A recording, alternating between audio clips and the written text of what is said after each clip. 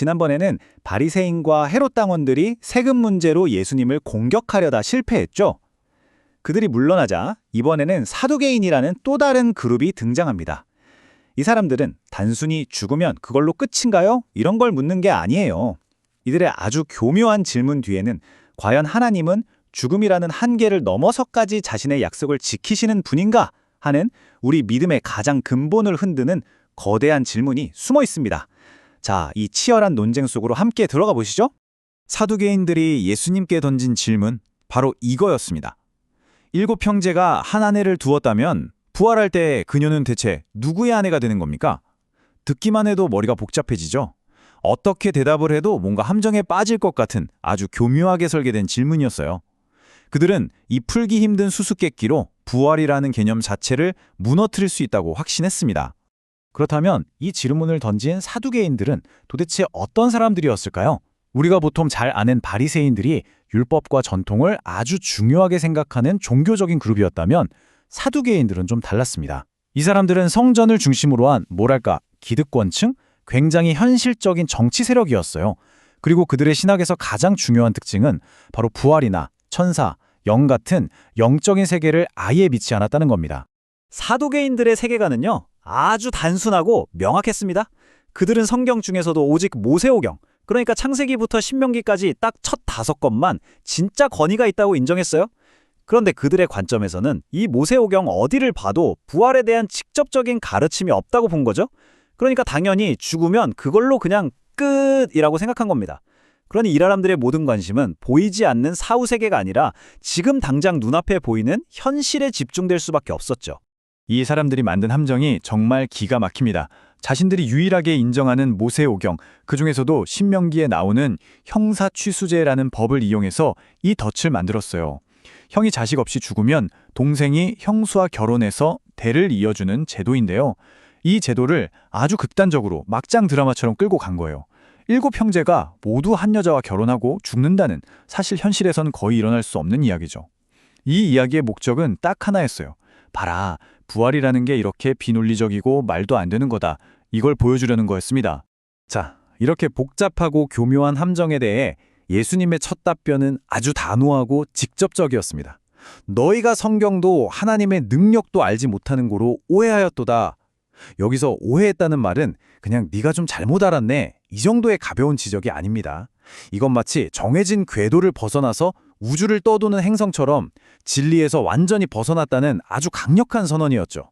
그리고 그 원인으로 딱 2가지, 성경과 하나님의 능력에 대한 무지를 정확하게 짚으셨습니다. 자, 그럼 예수님께서 지적하신 첫 번째 오류부터 한번 살펴볼까요? 바로 성경에 대한 오해입니다. 사두개인들은 분명 성경을 손에 들고 있었지만 그 안에 담긴 진짜 의미는 완전히 놓치고 있었던 거죠. 도대체 이들은 부활 후의 삶을 어떻게 상상했기에 그런 이상한 질문을 할 수밖에 없었을까요? 여기에 표를 한번 보세요. 왼쪽에 있는 게 사두개인들의 생각입니다. 이 사람들은 부활을 그냥 이 세상 삶의 시즌2 정도로 생각한 거예요. 이 땅의 불완전한 관계나 제도들이 그대로 이어지는, 뭐랄까, 복사본 같은 거죠. 하지만 예수님의 가르침은 완전히 다릅니다. 오른쪽을 보세요. 부활은 이 땅의 삶을 그냥 연장하는 게 아니라 완전히 완성하는 겁니다. 차원이 다른 거죠. 더 이상 죽음이 없고 결혼 같은 제도도 필요 없는 천사와 같이 완전하고 새로운 상태로 변화하는 것, 이걸 말씀하신 겁니다. 하지만 사두개인들의 문제는 여기서 끝나지 않았습니다. 예수님은 더 근본적인 문제를 지적하시는데요. 그건 바로 하나님 자신의 능력 자체를 오해하고 있다는 거였어요. 이건 성경 구절 몇 개를 잘못 아는 것보다 훨씬 더 심각한 문제였습니다. 여기서 예수님의 방식이 정말 놀랍습니다. 사두개인들을 반박하시려고 다른 성경도 아니고 바로 그들이 유일하게 권위를 인정한다는 모세오경, 그중에서도 출애굽기의 말씀을 딱 가져오신 거예요. 이건 그들로서는 빼도 박도 못하는 거죠. 자신들이 인정하는 바로 그 책으로 그들의 논리를 깨부수신 겁니다. 예수님께서 인용하신 구절이 바로 이겁니다. 하나님께서 떨기나무 불꽃 가운데서 모세에게 나타나 말씀하시죠. 나는 아브라함의 하나님이요, 이삭의 하나님이요, 야곱의 하나님이로라. 여러분, 여기서 가장 중요한 포인트는 바로 시제입니다. 하나님은 나는 그들의 하나님이었다, 이렇게 과거형으로 말씀하지 않으셨어요. 아브라함, 이삭, 야곱은 이미 수백 년 전에 죽은 사람들이잖아요. 그런데도 하나님은 나는 지금도 여전히 그들의 하나님이다 라고 현재형으로 선언하고 계신 겁니다. 이 현재 시제가 선포하는 건 명확합니다. 하나님은 사라져버린 존재, 즉 죽은 자의 하나님이 아니시라는 거죠. 만약 죽음이 모든 것의 끝이라면 하나님과 족장들이 맺었던 약속은 그들이 죽는 순간 무효가 되었을 겁니다.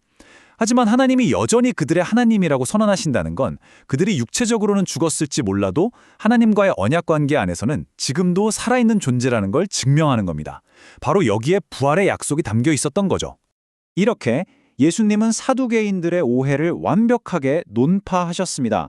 그렇다면 이제 우리는 부활의 진짜 의미가 뭔지 마주하게 됩니다. 부활은 단순히 죽음 이후의 삶에 대한 교리, 그 이상으로 훨씬 더 깊은 진리를 품고 있습니다. 많은 사람들이 부활이라고 하면 그냥 죽었던 사람이 다시 살아나는 기적적인 사건, 이렇게만 생각하기 쉽잖아요. 물론 그것도 맞는 말이지만 성경이 말하는 부활 신앙의 핵심은 사실 거기에만 머물지 않습니다. 부활 신앙의 진짜 핵심은 바로 여기에 있습니다. 부활은 죽음조차도 하나님의 약속을 깨트릴 수 없다는 가장 강력한 선언입니다. 나는 너희의 하나님이 되고 너희는 나의 백성이 되리라는 이 언약은 이 땅에서만 유효한 임시계약이 아니라는 거죠. 죽음을 뚫고 영원까지 이어지는 약속입니다. 그래서 우리가 부활을 믿는다는 건요, 그 어떤 절망 속에서도 우리를 향한 약속을 결코 포기하지 않으시는 신실하신 하나님, 바로 그분을 믿는다는 뜻입니다. 자, 그렇다면 이 수천 년 전의 논쟁이 오늘을 사는 우리에게 왜 중요할까요? 이 논쟁은 사실 우리 각자의 신앙이 지금 어디에 뿌리를 내리고 있는지 그 주소를 묻고 있기 때문입니다. 우리의 신앙은 두 가지 방향을 향할 수 있습니다. 여기 사두개인들처럼 철저하게 이 세상에만 초점을 맞추는 거죠. 눈에 보이는 것들, 이 땅에서의 성공이나 부, 건강 같은 것들에 모든 가치를 두고 죽음을 모든 것의 끝으로 여기는 삶. 하지만 부활신앙은 우리의 시선을 죽음 넘어 영원한 하나님 나라로 향하게 합니다. 왜냐하면 죽음이 끝이 아니라 진정한 삶의 시작이라는 걸 믿게 하기 때문입니다. 그래서 마지막으로 우리 각자에게 이 질문이 주어집니다. 나의 믿음은 사두개인처럼 이 땅의 것에만 고정되어 있습니까? 아니면 죽음을 이기신 하나님의 능력을 믿고 그 신실한 언약 위에서 영원을 향하고 있습니까? 이 질문에 대한 우리의 답이 바로 오늘 우리가 살아가는 삶의 방식을 결정할 것입니다.